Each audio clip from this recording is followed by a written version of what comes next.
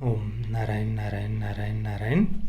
सभी मित्रों को राम राम। दोस्तों, आज 9 दिसंबर को सुबह 10 बजे आरआरआर के ट्रेलर को थिएटर में रिलीज़ किया गया था और उसके ठीक 1 घंटे के बाद में 11 बजे यूट्यूब पर आरआरआर के ट्रेलर को सभी भाषाओं में रिलीज़ किया गया। अभी तक करीब साढ़े पाँच भी नहीं, 6 घंटे हो गए हैं। 4:55 अभी हुए हैं ठीक मेरे सामने। तो 6 घंटों में इसका जो तेलुगु ट्रेलर है मूल भाषा में, उसे 1 करोड़ के करीब व्यूज़ मिल चुके हैं और 9 लाख लाइक्स है। और उसके बाद में जो हिंदी ट्रेलर है उसे 6 घंटों में 50 लाख के करीब व्यूज़ मिले हैं। और मुझे इस बात की बहुत प्रसन्नता है कि इन इतने सारे व्यूज़ में से करीब 20 व्यूज़ मेरे भी है। मैंने कई बार इस ट्रेलर को रिपीट कर करके देखा, हिंदी में भी देखा, उसके बाद में इसकी जो मूल भाषा है तेलुगु, उसमें भी इस ट्रेलर को देखा और कई बार देखा, पर फिर भी मेरा मन ही नहीं भर रहा था। बस ट्रेलर देखते समय एक ही बात आ रही थी कि ये भारतीय फिल्म इतिहास की अब तक की सबसे ज़्यादा पैसे कमाने वाली फिल्म बनने वाली है। कुछ लोग इस फिल्म को लेकर निगेटिविटी भी फैला रहे हैं। इसे सत्यमेव जयते 2 से कंपेयर किया जा रहा है कि भाई हम जॉन अब्राहम की आलोचना कर रहे थे, पर यहाँ पर देखो जूनियर एनटीआर भी उसी प्रकार से बाइक को उठा रहे हैं। इस प्रकार से कंपेयर किया जा रहा है। सोचिए, आरआरआर को सत्यमेव जयते 2 से कंपेयर किया जा रहा है। सबसे पहले तो मैं यहाँ पर कहना चाहूँगा, जो भी इस प्रकार से इसे ज़बरदस्ती का क्रिटिसाइज कर रहे हैं, भाई देखिए, जॉन अब्राहम ने फोर्स में भी बाइक उठाई थी, पर क्या किसी ने उस समय जॉन अब्राहम का मजाक उड़ाया था? नहीं, क्योंकि फोर्स एक सेंसिबल वे में मैच्योर तरीके से बनाई गई फिल्म थी। वहाँ पर उस सीन को जस्टिफाई भी किया गया था और वो हमें बात पसंद आई थी। सत्यमेव जयते 2 की बात करें तो भाई वो एक बहुत बड़ी सरदर्द फिल्म थी। उससे ज़्यादा घटिया, वाहियात और नॉनसेंस फिल्म शायद ही कभी बनी हो और इस कारण से उसका मजाक उड़ाया गया था। बात यह नहीं कि आप कितना ओवर द टॉप एक्शन दिखाते हैं, बात यह है कि आप उसको जस्टिफाई कर पाते हैं या नहीं। आप ऑडियंस के इमोशंस को, उनकी भावनाओं को छू पाते हैं या नहीं। और एस राजामौली जी, मतलब उन पर संशय करना तो मूर्खता ही होगी, मैं कहूँगा।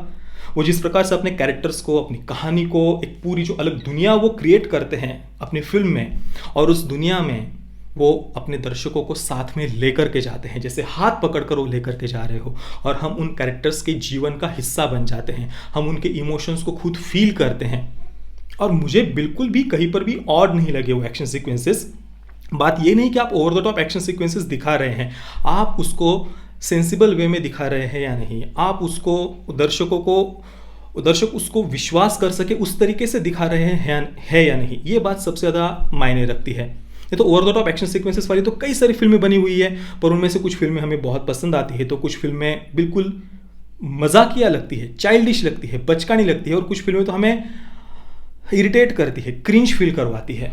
और आरआरआर मुझे कहीं से भी नहीं लगता कि हमें किसी भी प्रकार से ये डिसअपॉइंट करेगी। मुझे ये ट्रेलर बहुत बहुत पसंद आया। और इस ट्रेलर की मतलब ट्रेलर देखना ही जब मैंने शुरू किया, सबसे पहले जो उल्लेख आता है कि हमारे गोंड समाज की जो एक नाबालिग बच्ची है, उसे एक ब्रिटिश अधिकारी उठाकर लेकर के गए थे और उसके बाद में उसे प्रताड़ित किया जा रहा था। और उसी बच्ची के इर्द गिर्द लगभग कहानी काफ़ी सारी घूम रही है। हम देखते हैं कोमाराम भीम जी बाद में उसी बच्ची को छुड़ाने के लिए जाते हैं। उसके बाद में जो कोमाराम भीम जी और अल्लूरी सीताराम राजू जी, उनके बीच में जो एक दोस्ती थी, उस दोस्ती में वो दोनों एक दूसरे से फिर थोड़ा सा दूर हो जाते हैं। उसके बाद में फिर से वो दोनों किस प्रकार से एक साथ आते हैं ब्रिटिशों के विरुद्ध युद्ध लड़ने के लिए, युद्ध करने के लिए, ये पूरे ट्रेलर में हमें देखने को मिलता है।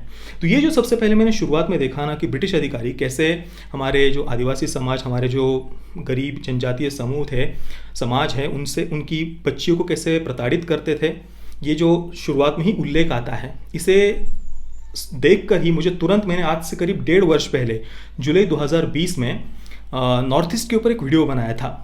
अखोनी और पेनल्टी, इन दो फिल्मों के जो फिलोसॉफी एक्सप्लेनेशन मैंने किया था, उस वीडियो में मैंने एक उल्लेख किया था। देखिए, वेरियर एल्विन नाम के ब्रिटिश मिशनरी का, जिसने नॉर्थ ईस्ट में बहुत ज़्यादा तेज़ी से, भयानक तेज़ी से कन्वर्जन को प्रमोट किया था। और ये जो वेरियर एल्विन था, उसने भी इसी प्रकार से एक 13 वर्ष की जो गोंद समाज की ही एक मासूम बच्ची थी, उसके साथ विवाह किया था। और उसके बाद में कुछ वर्षों के बाद उसे एक पुत्र का जब जन्म हुआ, उसके बाद में उसे तलाक दे दिया था। उसके बाद एक और आदिवासी समाज की ऐसी ही एक बच्ची के साथ में वेरियर एल्विन ने विवाह किया था। और केवल यही नहीं, इसके अलावा भी और भी कई सारे ऐसे ब्रिटिश अधिकारी हैं जिन पर हमारे गरीब आदिवासी समाज की जो बच्चियां हैं उन्हें एक्सप्लॉइट करने का, सेक्सुअली एक्सप्लॉइट करने का, उन्हें उन पर अत्याचार करने के कई सारे उदाहरण अवेलेबल हैं, हमारे सामने हैं, ये फैक्ट्स हैं। मैंने जो वेरियर एल्विन के बारे में उस समय बताया था, उस वीडियो का छोटा सा पार्ट मैं आपको यहाँ पर दिखाना चाहता हूँ। ये वीडियो प्लीज़ आप ज़रूर देखना। और जो नॉर्थ ईस्ट है उसको कन्वर्ट करने में जो सबसे बड़ा हाथ है वो डॉक्टर वेरियर एल्विन का माना जाता है। एल्विन एक ब्रिटिश मिशनरी था और बाद में तथाकथित रूप से उसने हिंदुइज्म अपना लिया था, ऐसा बताया जाता है। जैसे कि मैक्स मुलर के बारे में भी बताया जाता है कि वो संस्कृत से बड़ा प्रेम करता था, वेदों से बड़ा प्रेम करता था, पर सच्चाई ये है कि हमारे संस्कृत और वेदों का बहुत ही गलत तरीके से हमारे धर्म ग्रंथों का ट्रांसलेशन करना, उसके बारे में गलत जानकारी स्प्रेड करना, इसके भी मैक्स मुलर पर बहुत गंभीर आरोप लगे हुए हैं। अभी जो डॉक्टर वेरियर एल्विन है, इसके और नेहरू के बीच में एग्रीमेंट हुआ था। नेहरू ने एल्विन को नॉर्थ ईस्ट के ट्राइबल अफेयर्स का एडवाइजर बनाया था। इसी कारण नॉर्थ ईस्ट विकास से दूर रहा, वहाँ पर विकास नहीं हो पाया, क्योंकि उनकी ये मान्यता थी कि भाई अगर नॉर्थ ईस्ट में विकास होता है, इंफ्रास्ट्रक्चर वगैरह का विकास होता है, तो जो ट्राइबल्स की संस्कृति है वो नष्ट हो जाएगी। पर उनके अनुसार वहाँ पर अगर कन्वर्जन होता है तो ट्राइबल्स की संस्कृति नष्ट नहीं होगी, पर विकास से संस्कृति नष्ट हो जाएगी। इससे बेतुका लॉजिक आपने कभी सुना है? अब देखिए, एल्विन ने 1940 में 13 साल की एक गरीब गौंड समाज की 13 साल की बच्ची से शादी की थी जिसका नाम कोसी था। और उसके अगले वर्ष जब कोसी 14 वर्ष की हुई तो उसे एक बच्चा हुआ एल्विन से। 13 साल की बच्ची से केवल उसने शादी की थी और 8 वर्ष के बाद में उसने कोसी को तलाक दे दिया। उसके बाद में फिर से उसने एक लड़की से शादी की, आदिवासी समाज की गरीब लड़की से शादी की जिसका नाम लीला था। ये सब 1940 में उसने 13 वर्ष की लड़की से शादी की थी। ये सब पता होते हुए भी स्वतंत्रता के बाद में नेहरू और एल्विन के बीच में एग्रीमेंट हुआ। नेहरू ने एल्विन को ट्राइबल अफेयर्स का वहाँ पर एडवाइज़र बनाया। इसके साथ में ही एंथ्रोपोलॉजिकल वगैरह वो एडवाइज़र भी वहाँ पर नेहरू सरकार के द्वारा उसे बनाया गया था। और इसके बाद में पिछले कुछ दशकों में नॉर्थ ईस्ट में किस प्रकार से कन्वर्जन हुआ वो तो हमने देखा ही।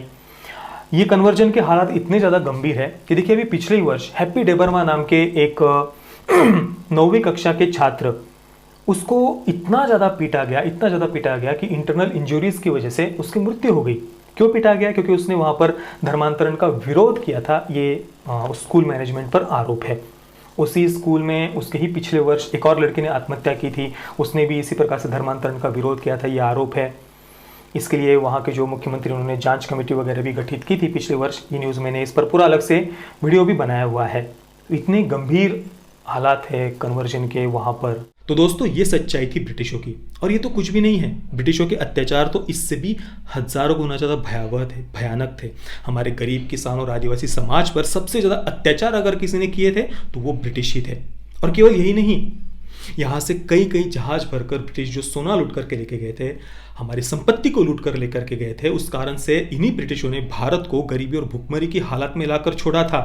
इतने संपन्न भारत को निचोड़ कर यही ब्रिटिश गरीबी और भुखमरी की हालात में छोड़कर गए थे। और दोस्तों, आश्चर्य देखिए, जिन ब्रिटिशों ने भारत पर इतने अत्याचार किए, हमें गरीबी और भुखमरी की हालत में लाया, यहाँ पर गरीब वर्ग पर सबसे ज्यादा अत्याचार जिन ब्रिटिशों ने किए, उन्हीं ब्रिटिशों ने कम्युनिस्टों के साथ में मिलकर भारत के इतिहास को इस प्रकार से तोड़ा मरोड़ा कि डिवाइड एंड रूल की नीति अपनाकर इन ब्रिटिशों ने हमें ही आपस में लड़वा दिया, हमें ही जात पात में लड़वा दिया, डिवाइड एंड रूल की नीति अपनाकर। और आज हमारे ही देश के कम्युनिस्ट, हमारे ही देश के तथाकथित लिबरल्स उन्हीं ब्रिटिशों को अपना हीरो मानते हैं और कहते हैं कि भाई ब्रिटिश तो हीरो थे, हम तो साफ सफेद वाला देश थे, ब्रिटिशों ने यहाँ पर आकर विकास किया, नहीं तो हमारे पास तो था ही क्या। इस प्रकार से हमारे इतिहास को तोड़ा मरोड़ा गया। और इसी कारण से शायद आरआरआर में ब्रिटिशों को जो इतना क्रूर दिखाया गया है, उस कारण से कई लोगों को काफ़ी तकलीफ हो रही है। वो खुलकर तो कुछ बोल नहीं पा रहे, पर हमेशा कई बार मैंने देखा है ब्रिटिशों को जब भी इस प्रकार से कुछ फिल्मों में निगेटिव दिखाया जाता है, तो हमारे देश के क्रिटिक्स का, लेफ्ट की इकोसिस्टम का एक बहुत बड़ा वर्ग है जो हमेशा कहता है कि भाई ये ब्रिटिशों को ज़बरदस्ती ऐसा विलन क्यों दिखाया जाता है, कब तक हम इस प्रकार से स्टेरियोटाइप करते जाएंगे। ये बातें मैंने इसके पहले कई बार पढ़ी हुई है। हालांकि आरआरआर का ट्रेलर रिलीज होने के बाद में किसी ने ये खुलकर तो नहीं कहा है, पर हाँ, आरआरआर की तुलना सत्यमेव जयते 2 से करना या ज़बरदस्ती का एक्शन सीक्वेंसेस को क्रिटिसाइज किया जा करना, क्योंकि ट्रेलर में मुझे तो कम से कम क्रिटिसाइज करने जैसा कुछ भी नहीं लगा। मुझे ओवरऑल पूरा ट्रेलर बहुत पसंद आया। और सबसे ज़्यादा प्रसन्नता की बात तो यह है कि इस फिल्म के माध्यम से ब्रिटिशों ने यहाँ पर गरीब और आदिवासी समाज पर जो अत्याचार किए थे, वो अत्याचार, वो सच्चा इतिहास इस फिल्म के माध्यम से देश के सामने आने वाला है। ये सबसे ज़्यादा प्रसन्नता की बात है। बस दोस्तों, मेरे मन में एक थोड़ा सा संशय यह है कि ब्रिटिश भारत में जो आए थे, उनका मुख्य उद्देश्य था भारत को कन्वर्ट करना, यहाँ की सभ्यता को नष्ट करना। ये जो ब्रिटिशों का मुख्य उद्देश्य था, क्या वो इस फिल्म में दिखाया जाएगा या नहीं जाएगा, बस ये एक थोड़ा सा मेरे मन में संशय है। मैं हृदय से चाहता हूं कि इस फिल्म के माध्यम से एक लाइन में ही सही पर इसका उल्लेख होना चाहिए कि ब्रिटिशों का भारत पर आक्रमण करने का सबसे मुख्य जो उद्देश्य था, वो था भारत को कन्वर्ट करना। इसके कई सारे प्रमाण इतिहास में हमें मिलते हैं, जैसे कि उन्होंने पूरा एक अलग से डिपार्टमेंट खोला हुआ था, बोर्डन प्रोफेसर ऑफ संस्कृत, जहां पर वो डिबेट्स करते थे कि भारत की सभ्यता को हम जल्द से जल्द कैसे खत्म कर सकते हैं। उस सीट के लिए जो इलेक्शंस आदि होते थे, पूरे इंग्लैंड से ट्रेन से वहां पर लोग आते थे वोट करने के लिए, और वोटिंग से पहले ये डिबेट्स होती थी, जो खड़े होते थे चुनाव के लिए, इलेक्शन के लिए, वो डिबेट्स करते थे और बताया जाता था कि कौन जल्द से जल्द भारत की सभ्यता को नष्ट कर सकता है। मैक्स मुलर आदि कई सारे इस इलेक्शन के लिए खड़े भी हुए थे। और बोर्डन प्रोफेसर ऑफ संस्कृत, इस डिपार्टमेंट का मुख्य उद्देश्य ही यही था कि भारत को कन्वर्ट करना, यहाँ की सभ्यता को नष्ट करना। इवन 1857 में जो पहला स्वतंत्रता संग्राम हुआ था, वो स्वतंत्रता संग्राम हमारे लिए था। ब्रिटिश उसे सिपाही म्यूटिनी कहते थे, बगावत कहते थे। वो बगावत नहीं थी, वो हमारे लिए स्वतंत्रता संग्राम था। पर ब्रिटिशों ने इस पर चर्चा करने के लिए एक बैठक बुलाई थी लंदन में, और वहाँ पर उस बैठक में उन्होंने क्या निष्कर्ष निकाला था पता है? कि भाई, हमने भारत को जल्द से जल्द कन्वर्ट नहीं किया, इसलिए हम पर एक कोप हुआ है, और इस कारण से ये सिपाही म्यूटिनी या बगावत जो भी कहते थे, ये बगावत हुई थी। तो इतने तो अंधश्रद्धालु ब्रिटिश थे, पर उन्हीं ब्रिटिशों को आज हमारे देश के लिबरल्स बड़ा विज्ञानवादी कहते हैं, और अपने ही देश की संस्कृति को अंधश्रद्धालु और साफ सपेरों वाली कहते हैं। ये बात सबसे ज़्यादा पीड़ा देती है। तो बस मैं ये चाहता हूँ कि इस बात का, ब्रिटिशों का जो मुख्य उद्देश्य था, उस बात का एक लाइन में ही सही पर फिल्म में उल्लेख कहीं ना कहीं होना चाहिए। बाकी मुझे ट्रेलर बहुत बहुत पसंद आया। मुझसे तो अभी वेट नहीं हो रहा 7 जनवरी का। अभी भी मैं सोच रहा हूँ ना कि भाई 7 जनवरी को जब मैं फिल्म देखने के लिए जाऊँगा तो वो थिएटर में पूरा एक्सपीरियंस कैसा होगा, वो सोच कर ही पूरे शरीर पर रोंगटे खड़े हो रहे हैं। और ट्रेलर में जो बात सबसे ज़्यादा, जिस सीन को देखकर एकदम से पूरे शरीर पर रोंगटे खड़े हो गए ना, वो है रामचरण जी का वो जो योद्धा की तरह जो एक उनका लुक था ना, जब वो दोबारा से उनकी जो एंट्री होती है, 2 मिनट और 18 सेकंड पर था वो शायद, वो एंट्री पूरा आग में से वो जो तीर छोड़ते हैं भाई, वो जो लुक था उनका पूरे जंगल में, वो आग के बीच में जो कोमराम भीम जी और अल्लूरी सीताराम राजू जी जो ब्रिटिशों के विरुद्ध युद्ध करते हैं, वो सच में वो सीन देखकर ही पूरे शरीर पर रोंगटे खड़े हो रहे थे।